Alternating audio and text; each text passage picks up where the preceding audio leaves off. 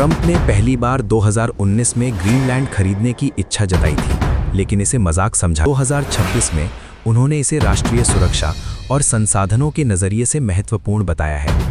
Greenland Arctic क्षेत्र में स्थित है, जहां दुर्लभ पृथ्वी तत्व रेयर अर्थ मिनरल्स प्रचुर मात्रा में हैं, जो इलेक्ट्रॉनिक्स, रक्षा और ग्रीन एनर्जी के लिए जरूरी हैं।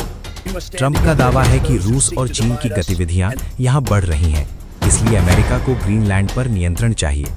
ग्रीनलैंड डेनमार्क का स्वायत्त क्षेत्र है और यहां अमेरिका का पहले से ही खुले एयरबेस है 1951 के समझौते से, लेकिन ट्रंप पूर्ण खरीद चाहते हैं। ग्रीनलैंड के 85% से ज्यादा निवासी, मुख्य रूप से इनुइट समुदाय, इस विचार का विरोध करते हैं क्योंकि वे अपनी स्वायत्तता और संस्कृति को खतरे में देखते हैं। आज की तारीख 19 जनवरी 2026 है और ये खबर वैश्विक स्तर पर चर्चा का विषय बनी हुई है। अमेरिकी राष्ट्रपति डोनाल्ड ट्रंप ने ग्रीनलैंड को खरीदने की अपनी पुरानी महत्वाकांक्षा को फिर से जिंदा किया है और इस बार उन्होंने यूरोपीय देशों पर टैरिफ यानी आयात शुल्क लगाने की धमकी दी है यदि वे अमेरिका के इस प्रयास का समर्थन नहीं करेंगे। ये कदम न केवल ट्रांस अटलांटिक संबंधों को प्रभावित कर रहा है, बल्कि वैश्विक बाजारों में उथल-पुथल मचा रहा है, जिसमें पृष्ठभूमि, धमकी की डिटेल्स, यूरोपीय नेताओं की प्रतिक्रिया, बाजार प्रभाव, विरोध प्रदर्शन और अन्य प्रभाव शामिल हैं। ये जानकारी विभिन्न विश्वसनीय स्रोतों से ली गई है, जैसे रॉयटर्स, CNN, अल जजीरा, NPR और X पूर्व ट्विटर पोस्ट्स।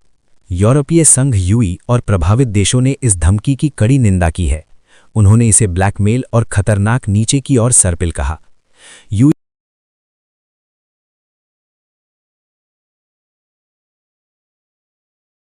को एकजुट और जवाबी टैरिफ या प्रतिबंधों पर विचार करने का कहा, जिनकी कीमत $93 बिलियन तक हो सकती है। उन्होंने ट्रेड बजूका का जिक्र किया, जो अमेरिकी कंपनियों जैसे गूगल या X को निशाना बना सकता है। फ्रांस के राष्ट्रपति इमैनुअल मैक्रोन ने कहा, कोई धमकी या डराना हमारी स्थिति नहीं बदलेगा। फ्रांस ने अभूतपूर्व आर्थिक जवाबी कदमों का सुझाव दिया।